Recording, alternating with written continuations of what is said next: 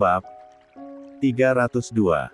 Ricky dan Riri yang dari tadi diam dengan wajah sok tak tahu harus berkata apa. Yang mereka pikirkan kini hanyalah kesembuhan untuk Naufan. 27.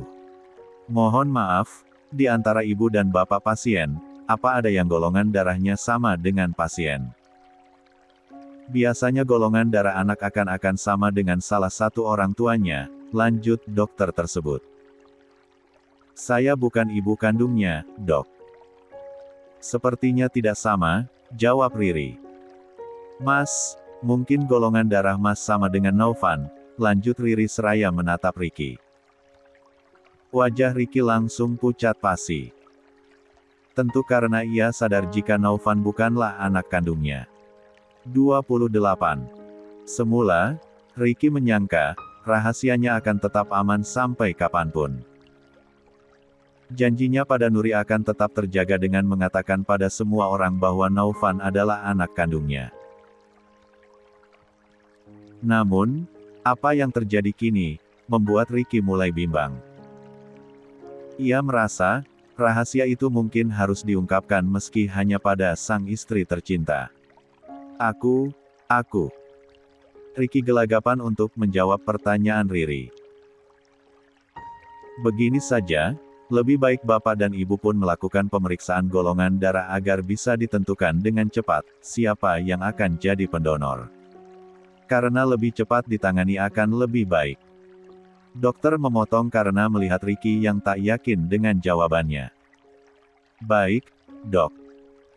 Ricky dan Riri kompak menyahut. Sambil menunggu hasil pemeriksaan golongan darah bapak dan ibu, kami akan siapkan kamar rawat inap untuk pasien, tutur dokter. Ricky dan Riri hanya mengangguk. Wajah keduanya nampak bingung dan cemas. Meski Riri sudah berstatus sebagai ibu, tapi dia baru pertama kali mengalami hal demikian. Apalagi Ricky yang tak tahu apa-apa dan tak memiliki pengalaman apa-apa. Semoga golongan darah Mas sama dengan Naufan ya, kata Riri saat dia dan Ricky bergantian untuk melakukan pemeriksaan. Ricky tak merespon apa-apa. Raut wajahnya masih seperti orang bingung. Beban dalam hatinya kian besar untuk segera mengungkap identitas Naufan yang sebenarnya. Mas, jangan cemas. Insya Allah semuanya akan baik-baik saja. Naufan akan kembali sehat dan kita akan segera berkumpul lagi di rumah. Riri meraih tangan Ricky dan menggenggamnya. Tangan suaminya itu terasa sangat dingin. Dan Riri mengira jika hal itu murni karena Ricky merasa khawatir pada sang putra. Hasilnya sudah keluar. Untuk golongan darah Bapak A dan Ibu AB. Sementara golongan darah pasien B. Jadi, tidak ada golongan darah yang cocok di antara ibu maupun bapak, beber petugas. Ricky menunduk dalam. Sementara Riri kembali menggenggam tangan Ricky kuat-kuat. Untuk kasus yang menimpa pasien sekarang ini, saya sarankan untuk memberikan donor darah langsung bukan stok dari bank darah karena dari kesehatan dan faktor lainnya lebih mendukung. Meski tetap saja nantinya akan dilakukan pemeriksaan terlebih dahulu, lanjut petugas tersebut. Kami akan segera cari pendonornya, timpal Riri mewakili untuk menjawab karena Ricky masih bungkam. Baiklah. Kami tunggu sesegera mungkin. Timpal petugas sembari berlalu pergi. Golongan darah Naufan sepertinya sama dengan Mbak Nuri karena dengan Mas berbeda, desis Riri pelan. Aku akan hubungi Ayu dulu. Siapa tahu di antara keluarga kita ada yang memiliki golongan darah B, sama seperti Naufan, lanjut Riri seraya merogoh tas dan mengambil ponsel. 29. Saat Riri sedang mengusap layar ponsel, Ricky tiba-tiba menahannya lalu menggeleng pelan. Loh, kenapa, Mas? Tanya Riri keheranan. Ricky menghela napas panjang sebelum membuka suara. Ada hal yang aku rahasiakan darimu dan yang lain, ujarnya. Ricky berpikir, mungkin inilah saatnya ia mengatakan kejujuran dan tak lagi menyimpannya sendirian. Rahasia. Ulang Riri dengan kening berkerut. Ricky mengangguk lemah. Naufan sebenarnya bukan anakku, akunya dengan suara lemah. Apa? Meski pelan, tapi mampu membuat Riri memekik kaget hingga ponsel dalam tangannya terlepas. Beruntung tak sampai rusak karena jatuhnya lumayan pendek. Bagaimana bisa? Bukankah Naufan adalah anak Mas dan Mbak Nuri? Tanya Riri tak mengerti. Pernyataan Ricky menurutnya tak masuk di akal. Belum genap seminggu pernikahanku dengan Nuri, dia dinyatakan hamil oleh dokter. Dan ternyata, Nuri mengakui pernah diperkosa oleh Raka sebulan sebelum kami menikah, ungkap Ricky dengan hati yang tersayat perih. Lukanya harus kembali dibuka dan harga dirinya merasa dijatuhkan. Astagfirullah. Berarti, Naufan itu anaknya Raka. Riri masih memekik tak percaya. Baginya ini adalah hal yang sangat mengejutkan dan tak pernah disangka-sangka. Setelah itu, aku tak lagi pernah menyentuh Nuri karena haram men 9 gauli wanita yang sedang hamil anak lelaki lain, ungkap Ricky lagi. Meski malu, tapi ia harus jujur. Riri terdiam. Akhirnya kini ia mengerti kenapa suaminya itu seringkali seperti orang kelaparan ketika sedang di R4 Jang. Alasannya tentu karena Ricky sudah menahannya begitu lama.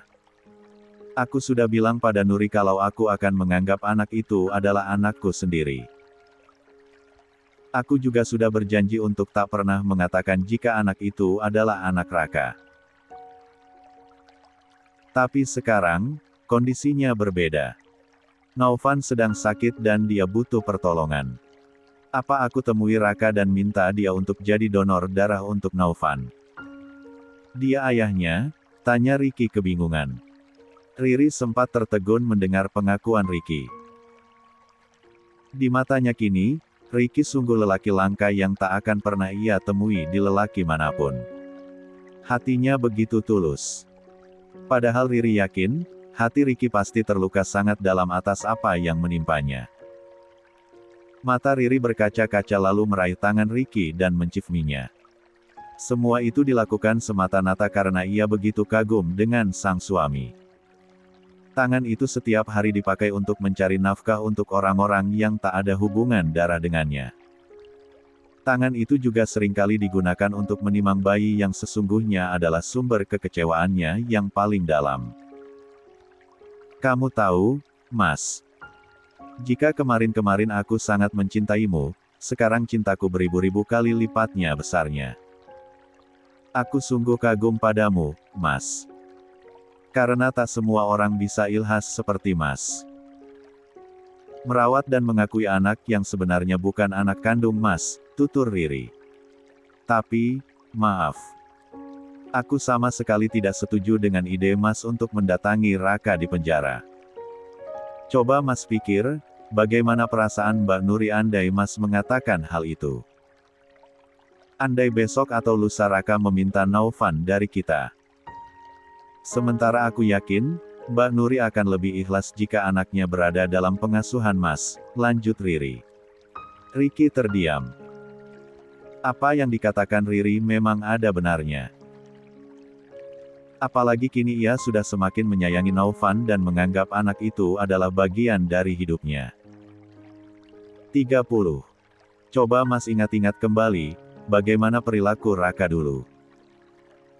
Bagaimana jahatnya Tante Rika dulu. Meski dalam darah Naufan memang mengalir darah mereka, tapi alangkah lebih baik untuk tak menambahnya lagi, lanjut Riri. Lebih baik, kita hubungi keluarga kita. Siapa tahu salah satu di antara mereka ada yang memiliki golongan darah sama dengan Naufan. Mas tenang saja, aku akan tetap jaga rahasia Mas, sambungnya. Ricky pun akhirnya mengangguk setuju. Terima kasih, ya. Terima kasih karena telah menguatkanku dan memahamiku. Aku istrimu, Mas. Aku orang pertama yang akan selalu menggenggam tangan Mas apapun yang terjadi. Dan aku adalah orang yang akan tetap berada di sisimu apapun yang terjadi, timpal Riri. Hati Ricky kian menghangat. Kini, tak perlu lagi ada yang dicemaskan dirinya karena ada seseorang yang di sampingnya. Aku telepon Ayu dulu ya, kata Riri setelah mengambil ponselnya yang tadi terjatuh. Dia pun segera menelepon Ayu. Beruntung panggilan itu langsung terhubung. Halo, Yu. Maaf, apa di rumah ada yang punya golongan darah B? Naufan butuh donor darah B, ujar Riri langsung ke inti. Astagfirullah. Donor darah. Emang Naufan kenapa? Sakit apa? Pekik Ayu kaget. Nanti aku jelaskan. Sekarang aku butuh donor darah B dengan cepat, timpal Riri.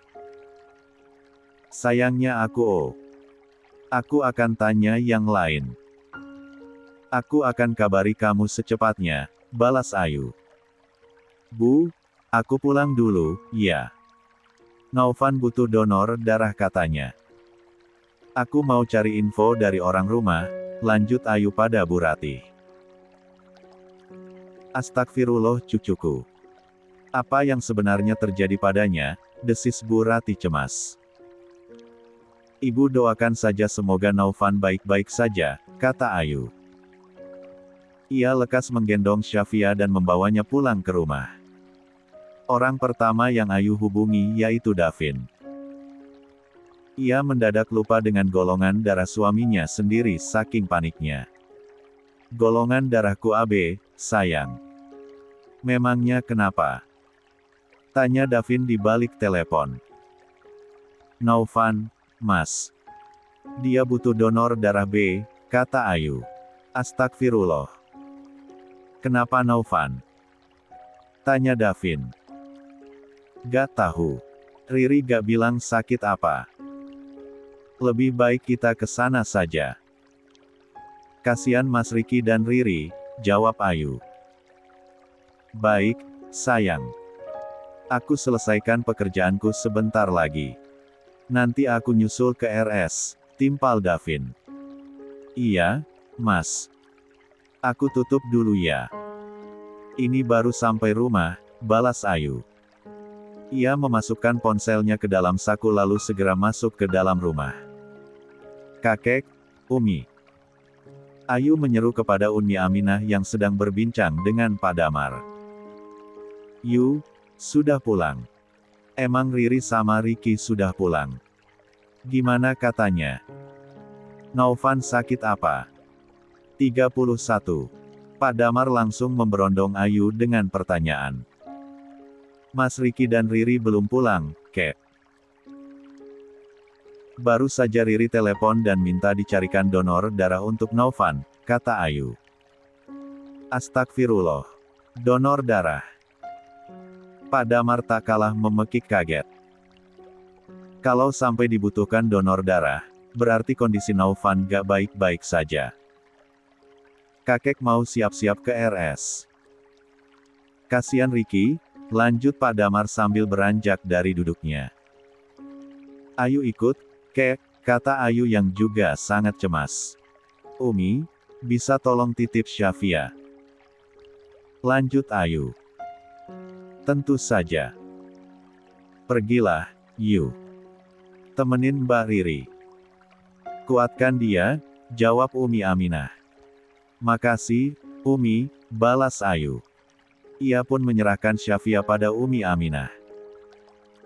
Dan Syafia sendiri sudah sangat kenal dengan wanita paruh baya tersebut. Ardi, tolong anterin papi ke RS, pinta Pak Damar pada Pak Ardi. Menantunya itu memang masih ada di sana dan rencananya sore ini baru akan kembali ke kampung halamannya. Ke RS, Pi. Untuk apa? Tanya Pak Ardi keheranan. Nanti Papi jelaskan. Sekarang buruan bersiap. Papi tunggu di depan, timpal Pak Damar. Pak Ardi mengangguk dengan cepat. Ia lekas mengganti celana pendek yang dikenakannya dengan celana panjang kemudian meraih kunci mobil. Setelahnya, ia buru-buru keluar kamar dan berjalan menuju depan. Di ruangan tengah, dia sempat tertegun melihat Umi Aminah. "Umi gak ikut ke RS?" tanyanya. "Enggak, Mas. Di sini saja temenin Via," timpal Umi Aminah. "Baiklah. Aku berangkat kalau gitu," balas Pak Ardi. "Silakan." Umi Aminah menyahut pendek. Pak Ardi pun melanjutkan langkah menuju teras di mana Pak Damar dan Ayu sudah menunggu. "Ayo, Pi, Yu," kata Pak Ardi setelah memencet remote mobil. Ketiganya pun memasuki mobil berbarengan. Di dalam mobil, Ayu kembali menjelaskan hal serupa pada Pak Ardi. Sementara di RS, Ricky dan Riri masih menunggu kabar dari keluarganya. Pihak RS pun sudah menanyakan keputusan apa yang akan diambil. Karena jika memang keluarga pasien kesulitan untuk mendapatkan donor darah, terpaksa pihak RS yang akan mencarikan. "Kami masih menunggu informasi dari keluarga," kata Ricky. "Baiklah. Tolong kabari kami secepatnya," timpal petugas RS. Riri sendiri masih menangis terseduh melihat kondisi Naufan. Apalagi saat bayi itu dimasukkan jarum infus yang berkali-kali gagal karena kesulitan mencari uratnya.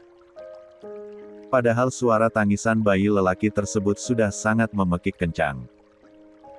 Sebagai seorang ibu yang menyayangi Naufan seperti anak sendiri, Riri hanya bisa mendekap bayi tersebut. 32. Rat-rat. Hatinya sungguh tersayat pilu melihat bayi sekecil itu kesakitan. Riri menoleh saat pintu terbuka. Wajah sembabnya menatap Ayu dan keluarganya yang baru saja datang.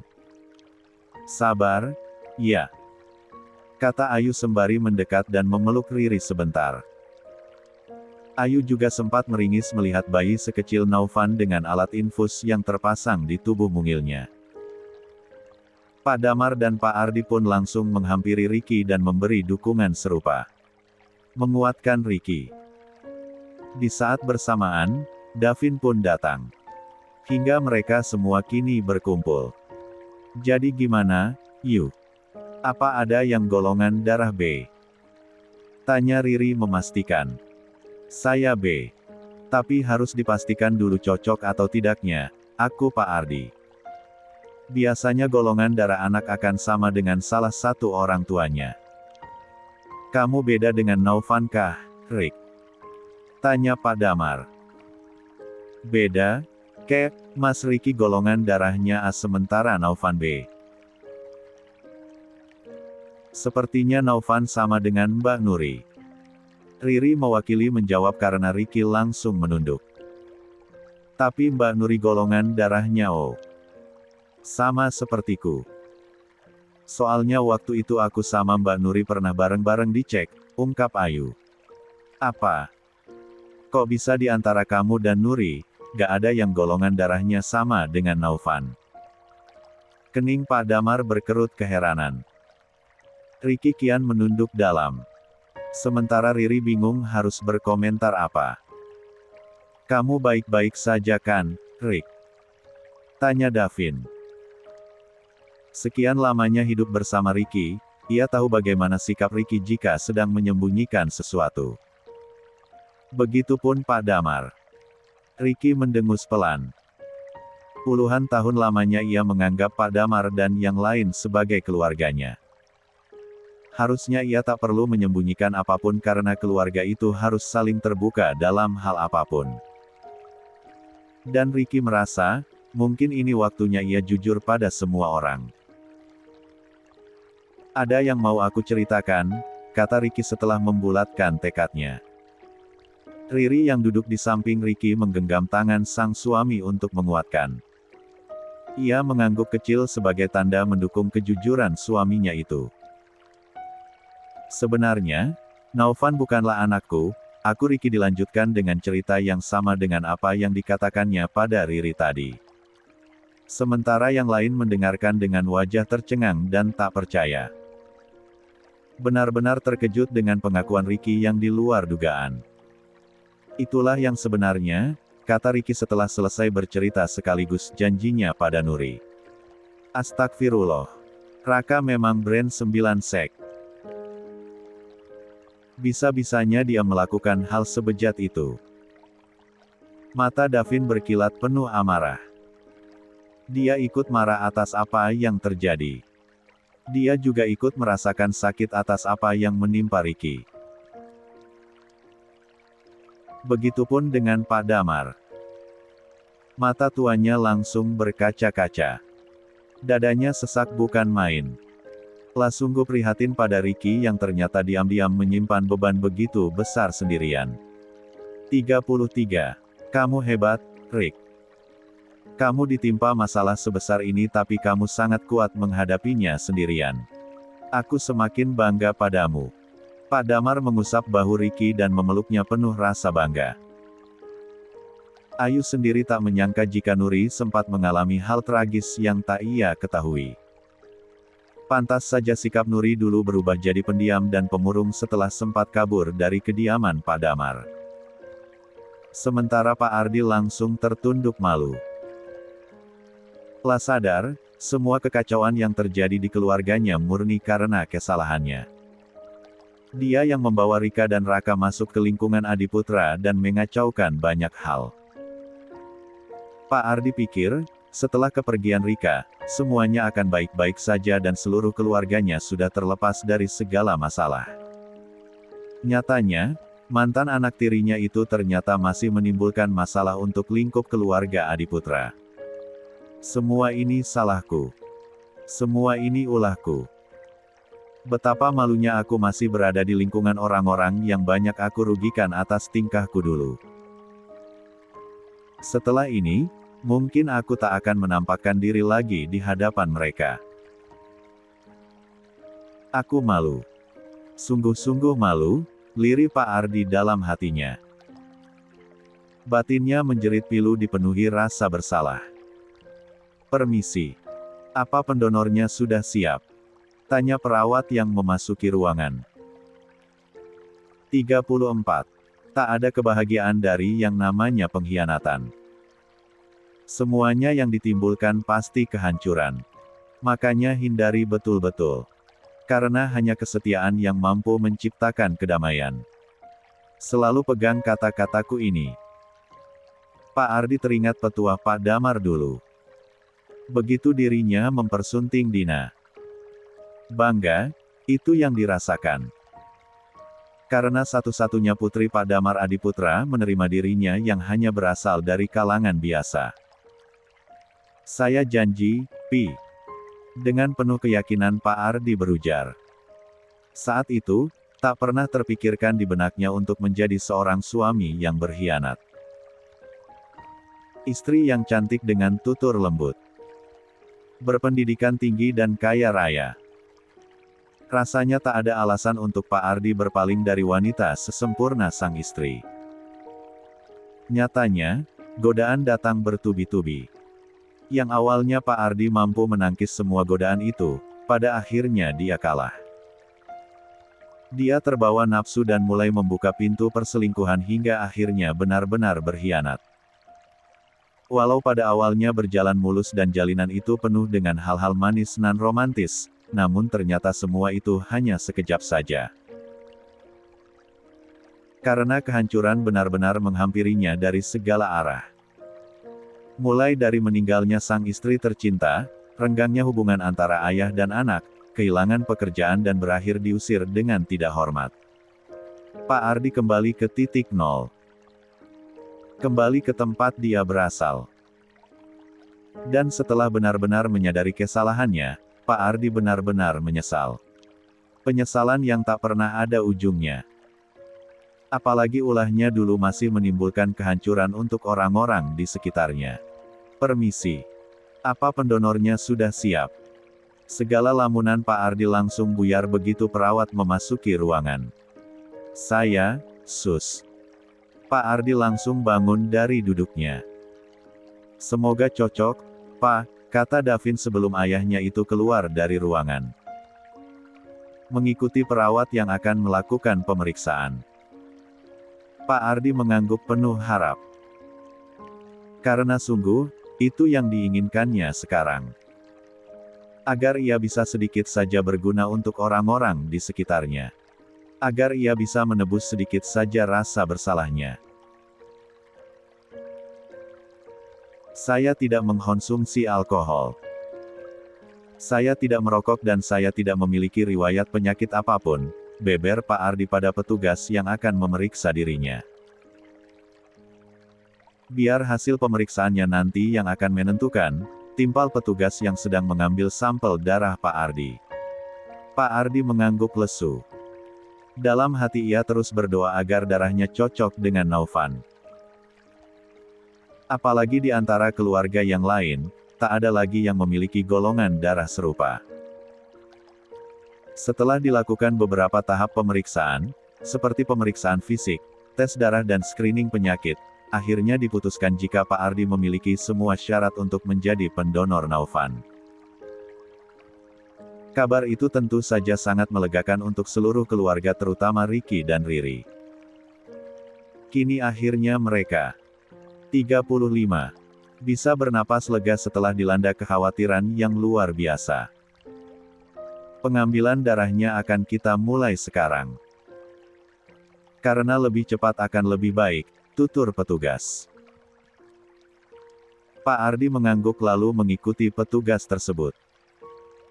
Dia memasuki sebuah ruangan lalu berbaring di atas bed yang disediakan. Tetes demi tetes darahnya mulai mengalir. Pak Ardi berharap setiap tetes darah itu bisa menjadi sumber kehidupan untuk Naufan. Selesai mendonorkan darahnya, Pak Ardi langsung disuruh istirahat sejenak untuk memulihkan kondisinya. Naufan pun langsung ditangani dengan cepat. Setelah ini, tak ada yang perlu dicemaskan. Kami hanya perlu memantau perkembangan trombosit pasien. Semoga dalam 2 atau 3 hari ke depan bisa segera normal dan segera pulang, kata dokter. Hari sudah hampir petang kala itu. Riri bahkan sampai melupakan Siva yang ditinggalkan bersama Bu Ratih. Padahal mungkin saja putrinya itu ingin menafsu. Maafkan Mama, Nak, lirih Riri. Saking kalut dan cemas pada kondisi Naufan. Alhamdulillah. Naufan akhirnya bisa ditangani. Kamu yang kuat ya, Rick. Kamu hebat. Kata Pak Damar yang tak hentinya merasa bangga pada Ricky. Ricky hanya tersenyum tipis. Kelegaan kini terpancar dari raut wajahnya. Lega karena sudah tak ada lagi beban yang disembunyikan, juga lega karena kondisi Naufan kemungkinan besar akan berangsur pulih. Terima kasih bos, terima kasih semuanya karena sudah berkenan datang dan menguatkan aku juga Riri. Dukungan kalian semua sungguh sangat berarti bagi kami. Terutama Pak Ardi. Terima kasih karena sudah bersedia menolong anakku, tutur Ricky. Sama-sama, Rick. Kita ini keluarga. Harus saling bahu-membahu dan tolong-menolong, timpal Pak Damar. Kalau boleh, aku ingin meminta satu hal. Tolong tetap rahasiakan identitas Naufan dari dunia luar, terutama dari ayah kandungnya. Dia anak Nuri, wanita yang aku cintai. Berarti dia juga anakku dan akan tetap jadi anakku sampai kapanpun, pinta Ricky. Kamu jangan khawatir. Rahasiamu aman di tangan kami. Dan aku rasa, Naufan memang akan lebih baik tumbuh dalam pengasuhanmu juga istrimu, balas Davin. Meski kemarahan di hatinya masih tersisa, namun semua itu sudah berlalu.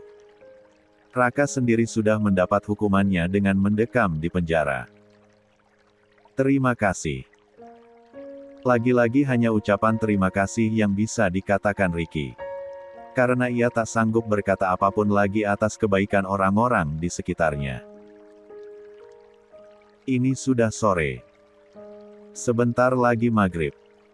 Kami sepertinya harus pulang. Kasihan Syafia ditinggalkan bersama Umi Aminah. Davin bersuara lagi. Apalagi raut wajah Ayu sudah sangat cemas mengingat sang putri. Ricky mengangguk mengerti. Sayang, ikutlah pulang bersama mereka. Kasihan Siva. Dia pasti rewel. Biar aku di sini nungguin Naufan, titah Ricky pada Riri. Tapi, Mas. Riri merasa tak tega meninggalkan sang suami sendirian. Apalagi melihat kondisi Naufan. Takutnya tiba-tiba rewel dan sulit ditenangkan. Gak apa-apa. Kamu jangan khawatir. Aku ayahnya. Aku pasti bisa jagain dia, balas Ricky.